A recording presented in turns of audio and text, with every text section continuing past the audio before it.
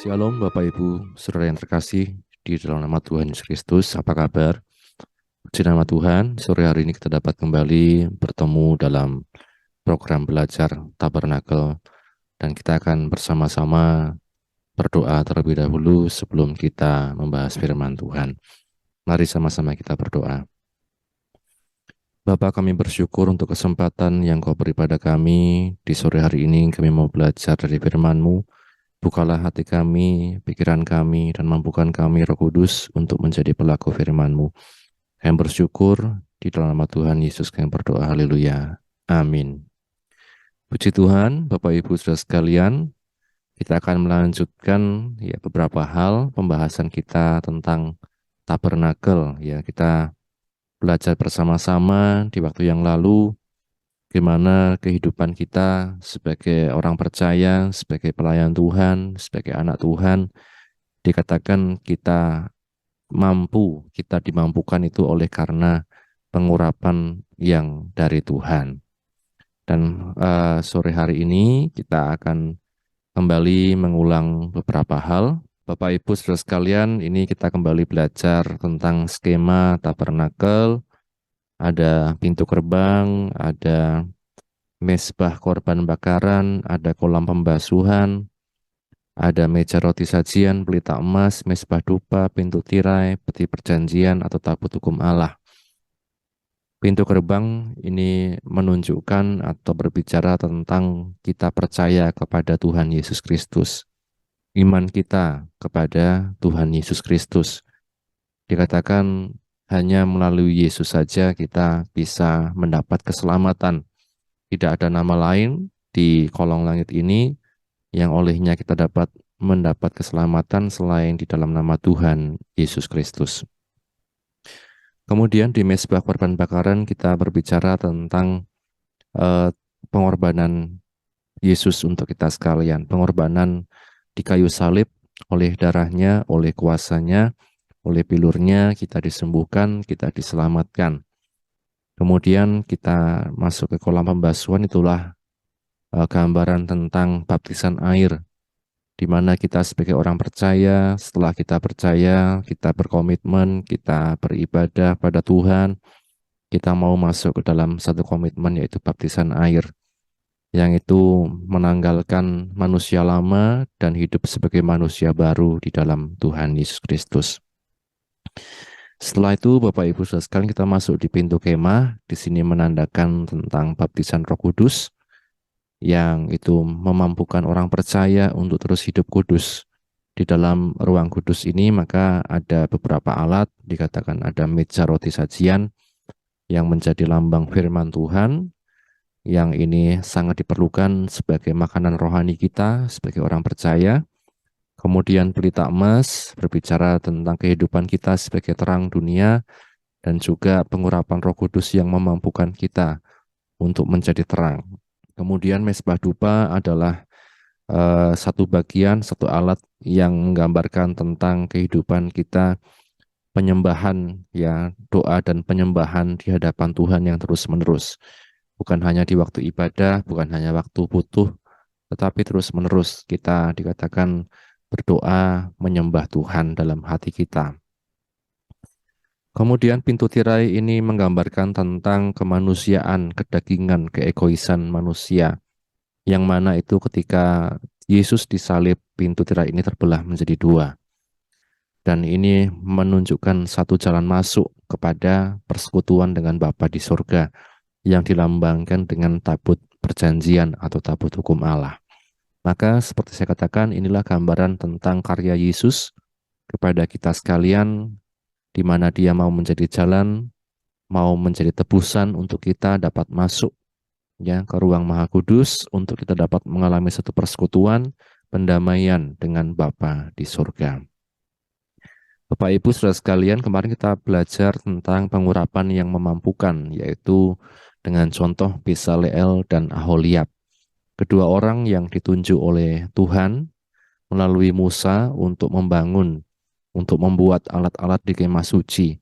Dan itu sebabnya Bapak Ibu Saudara sekalian, kita melihat bagaimana pengurapan inilah yang memampukan kita untuk terus dapat hidup sebagai orang percaya, untuk terus hidup sebagai orang-orang ketebusan Tuhan, milik kepunyaan Tuhan sendiri. Bahkan kita mampu berkarya dalam kehidupan kita sehari-hari. Kita melihat contoh tokoh orang yang dimampukan melakukan pekerjaannya oleh kuasa roh Tuhan atau pengurapan dari Tuhan. Yang pertama adalah Yusuf. Di Kejadian 41 ayat 38, kita melihat bahwa Firaun mengatakan bagaimana mungkin kita dapat menemukan orang yang diurapi Tuhan seperti ini. Orang yang diurapi oleh roh Allah, yang memiliki hikmat, kebijaksanaan dalam mengatur baik dalam zaman kelimpahan maupun dalam zaman kekurangan di Mesir. Bahkan Yusuf menjadi satu sumber ya di mana saudara-saudaranya harus menghadap dia untuk mendapatkan bahan makanan. Dia mencukupi kebutuhan bukan hanya orang Mesir tetapi juga orang-orang Israel di waktu itu. Kemudian Simson dimampukan oleh karena urapan roh Tuhan mengalahkan singa. Ya Bapak Ibu sekalian, gambaran singa ini merupakan gambaran pekerjaan iblis pada orang percaya. Dikatakan iblis berjalan keliling sama seperti singa yang mengaum. Untuk apa? Untuk menelan orang yang dapat ditelannya. Nah, kita pun sebagai umat Tuhan, kita tidak mampu melawan kuasa kegelapan tanpa kuasa roh Tuhan. Kita harus rendah hati, kita harus tahu bahwa keterbatasan kita ini adalah manusia yang terbatas. Kita manusia terbatas. Kita tidak mampu mengalahkan kuasa jahat, kuasa kegelapan hanya dengan kekuatan, kemampuan, pikiran, hikmat kita sendiri. Tetapi hanya oleh karena kuasa roh Allah. Raja Daud pun dikatakan setelah dia diurapi oleh Samuel, dia dapat bertahan menghadapi musuhnya, dia dapat diberi hikmat dalam peperangan, bahkan dia dapat menerima jabatan raja menggantikan Saul. Itu semua karena urapan dari Tuhan. Dan kita melihat juga Besaleel dan Aholiab dimampukan Bapak Ibu untuk membuat berbagai macam alat di kemah suci. Itu karena kuasa roh Allah.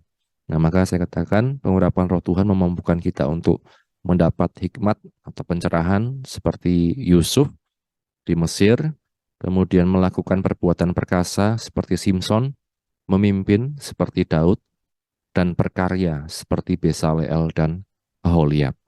Ini Bapak Ibu Saudara sekalian yang kita pelajari di hari Rabu yang lalu. Selanjutnya Rabu ini saya mengambil satu tema sederhana, yaitu taat menjalankan petunjuk Tuhan. Ya, ketaatan ini kita pelajari dari seorang Musa, Bapak Ibu Saudara sekalian. Dia taat menjalankan petunjuk Tuhan dalam membangun tabernakel. Ya, kita lihat bersama-sama Musa ini di Keluaran pasal yang ke-25. Keluaran pasal 25 mulai dari ayat 1 akan saya bacakan. Berfirmanlah Tuhan kepada Musa, katakanlah kepada orang Israel, supaya mereka memungut bagiku persembahan khusus dari setiap orang yang terdorong hatinya, haruslah kamu pungut persembahan khusus kepadaku itu. Inilah persembahan khusus yang harus kamu pungut dari mereka: emas, perak, tembaga, kain ungu tua, kain ungu muda, kain grimisi, lenan halus, bulu kambing, kulit domba jantan yang diwarnai merah, kulit lumba-lumba, dan kayu penaga, minyak untuk lampu, rempah-rempah untuk minyak urapan, dan untuk ukupan dari wangi-wangian, permata krisopras dan permata tatahan untuk baju efod dan untuk tutup dada. Dan mereka harus membuat tempat kudus bagiku, supaya aku akan diam di tengah-tengah mereka. Menurut segala apa yang kutunjukkan kepadamu sebagai contoh kemah suci dan sebagai contoh segala perabotannya, demikianlah harus kamu membuatnya. Amin. Berbahagia setiap kita yang baca, mendengar, dan juga yang melakukan firman Tuhan. Bapak Ibu Saudara sekalian, dikatakan tadi menurut segala apa yang kutunjukkan kepadamu sebagai contoh kemah suci. Kalau kita melihat sebelumnya Bapak Ibu, dikatakan Musa ini naik ke Gunung Sinai, ya. Musa ini naik ke Gunung Sinai. Disinilah Tuhan menunjukkan ya contoh kemah suci tersebut. Ya, di Keluaran pasal 24 ayat 12 mulai, Tuhan berfirman kepada Musa, naiklah menghadap aku ke atas gunung dan tinggallah di sana, maka aku akan memberikan kepadamu loh batu, yakni hukum dan perintah yang telah kutuliskan untuk diajarkan kepada mereka. Lalu bangunlah Musa dan Yosua abdinya, maka naiklah Musa ke atas gunung Allah itu. Tetapi kepada para tua-tua itu ia berkata, tinggallah di sini menunggu kami sampai kami kembali lagi kepadamu. Bukankah Harun dan Hur ada bersama-sama dengan kamu? Siapa yang ada perkaranya, datanglah kepada mereka. Maka Musa mendaki gunung dan awan itu menutupinya. Kemuliaan Tuhan diam di atas gunung Sinai, dan awan itu menutupinya 6 hari lamanya. Pada hari ketujuh dipanggilnyalah Musa dari tengah-tengah awan itu. Tampaknya kemuliaan Tuhan sebagai api yang menghanguskan di puncak gunung itu pada pemandangan orang Israel. Masuklah Musa di tengah-tengah awan itu dengan mendaki gunung itu. Lalu tinggallah ia di atas gunung itu 40 hari dan 40 malam lamanya. Di sini Bapak Ibu Saudara sekalian, kita melihat ngapain gitu ya kalau kita pikir 40 hari 40 malam di atas gunung. Tapi tentu saja kalau kita melihat di pasal-pasal selanjutnya bahwa Tuhan menunjukkan rancangannya kepada Musa. Beginilah kemah suci, tabernakel yang harus didirikan oleh Musa. Yang dikatakan di mana Tuhan akan berdiam di sana di tengah-tengah umat Israel. Nah, Bapak Ibu Saudara sekalian, jadi kita melihat menurut segala yang ditunjukkan Tuhan tersebut di atas gunung itu, ya maka apa dikatakan Tuhan memerintahkan di ayat yang ke-9 dikatakan menurut segala yang kutunjukkan kepadamu sebagai contoh kemah suci dan sebagai contoh perabotannya, demikianlah harus kamu membuatnya. Jadi di sini kita melihat Bapak Ibu Saudara sekalian, Tuhan memberikan petunjuk dan kita melihat di pasal-pasal selanjutnya bagaimana Musa mengeksekusi petunjuk Tuhan tersebut. Dalam artian bahwa Musa taat menjalankan apa yang diperintahkan oleh Tuhan. Jadi kita belajar Bapak Ibu sekalian bagaimana ketaatan Musa ini taat bukan sembarang taat tetapi atas petunjuk Tuhan, atas perintah Tuhan. Jadi kita pun Bapak Ibu dalam hidup ini jangan sampai kita taat tetapi bukan atas perintah Tuhan. Jangan sampai kita taat tetapi ketaatan kita itu berujung pada dosa. Misalnya kita melakukan sesuatu yang diperintah orang lain tetapi ujung-ujungnya adalah maut, ya ujung-ujungnya dosa. Tapi kita di sini melihat Musa, dia taat karena petunjuk dari Tuhan. Apakah ketaatan itu mudah, Bapak Ibu Saudara sekalian? Ternyata kalau kita melihat di Perjanjian Lama, tokoh-tokoh di Alkitab, untuk mereka taat, ya ada kalanya tidak mudah. Misalnya Naaman, di 2 Raja-Raja pasal yang kelima. Di 2 Raja-Raja pasal yang kelima ini kita melihat Naaman sakit kusta. Kemudian dia meminta pertolongan kepada Israel, ya kepada orang Israel. Waktu itu kepada raja, tetapi raja katakan, tidak, bukan saya yang bisa menolong. Dan kemudian Elia katakan, suruh Naaman ke sini. Ya karena memang Nabi Tuhan, yaitu Elisa itulah yang menolong. Kita lihat di ayat yang ke-9, 2 Raja-Raja pasal 5 ayat 9. Kemudian datanglah Naaman dengan kudanya dan keretanya, lalu berhenti di depan pintu rumah Elisa. Elisa menyuruh seorang suruhan kepadanya mengatakan, pergilah mandi 7 kali dalam sungai Yordan, maka tubuhmu akan pulih kembali sehingga engkau menjadi tahir. Tetapi pergilah Naaman dengan gusar sambil berkata, aku sangka bahwa setidak-tidaknya ia datang keluar dan berdiri memanggil nama Tuhan Allahnya, lalu menggerak-gerakkan tangannya ke atas tempat penyakit itu dan dengan demikian menyembuhkan penyakit kustaku. Bukankah Abana dan Parpar, sungai-sungai Damsyik lebih baik daripada segala sungai di Israel? Bukankah aku dapat mandi di sana dan menjadi tahir? Kita lihat di sini Bapak Ibu Saudara sekalian, satu langkah yang diberikan oleh Elisa kepada Naaman agar sembuh dikatakan, mandilah di sungai Yordan 7 kali, ya maka engkau akan sembuh. Ya, tetapi kita melihat Bapak Ibu, ini tidak sesuai dengan hatinya seorang Naaman, ya. Dikatakan, tetapi Naaman gusar, marah, ya, tidak sejahtera.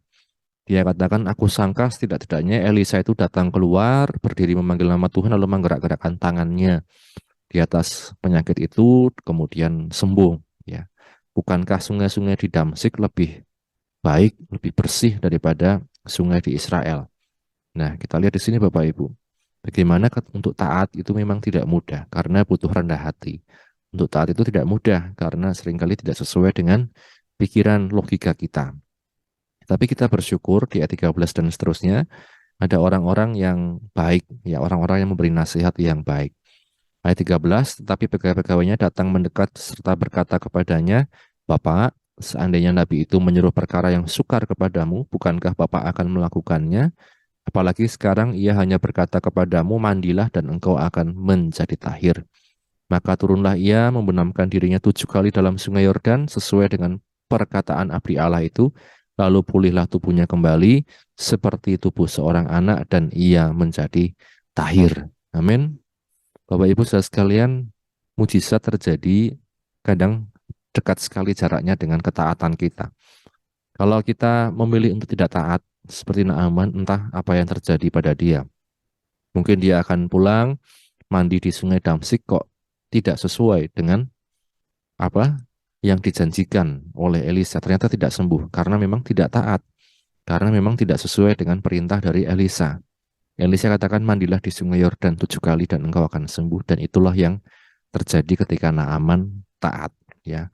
Karena Bapak Ibu saudara sekalian, sekali lagi saya katakan bahwa ketaatan itu ternyata tidak mudah, ya. Butuh kerendahan hati untuk kita taat.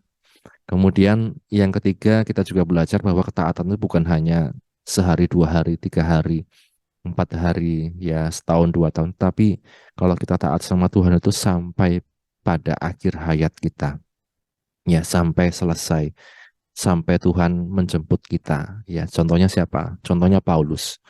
Kita melihat saat dia menghadap eh, seorang raja bernama Agripa untuk mempertanggungjawabkan imannya, di Kisah Para Rasul pasal 26, Kisah Rasul pasal 26 ayat 19, dikatakan, sebab itu ya Raja Agripa, kepada penglihatan yang dari sorga itu tidak pernah aku tidak taat.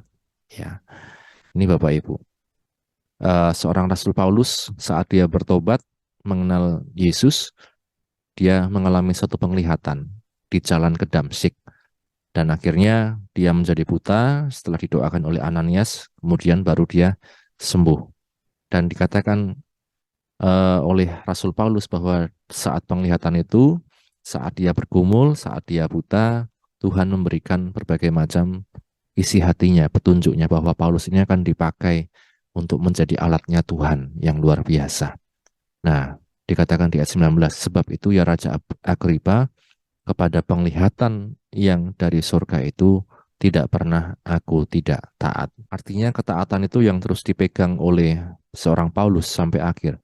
Dia taat kepada penglihatan yang dari surga, artinya dia taat seperti Musa, diperlihatkan Tuhan rancangan yang besar, dia lakukan dan dia taat sampai akhir. Nah, karena Bapak Ibu saudara sekalian, kita melihat di sini dari contoh 3 orang ini kita belajar bagaimana yang pertama dikatakan ketaatan kepada Tuhan membuat kita dipakai Tuhan untuk menjalankan pelayanan. Ya, seperti Musa menjalankan pelayanan apa? Membangun kemah suci, membuat alat-alat di dalamnya, dan kemudian itu dipakai untuk orang beribadah dan Tuhan hadir di tengah-tengah umatnya. Kita melayani Tuhan, Bapak Ibu saudara sekalian, kalau kita belajar di waktu yang lalu kita butuh pengurapan. Yang kedua, kita melihat kita butuh ketaatan. Pengurapan tanpa ketaatan itu seringkali membuat orang itu menjadi sombong. Ya, merasa diurapi, merasa bisa, merasa hebat, akhirnya sombong. Ya, tetapi kita bersyukur Musa tidak hanya diurapi, dia taat. Ya, dia perintahkan orang Israel untuk mengumpulkan perhiasannya, dia perintahkan Bezalel dan Aholiab, dan kemudian diberikan rancangan yang dari Tuhan, dia taat. Kemudian Naaman, ketaatan kepada Tuhan itu mendatangkan berkat. Menerima berkat apa kalau Naaman? Kesembuhan.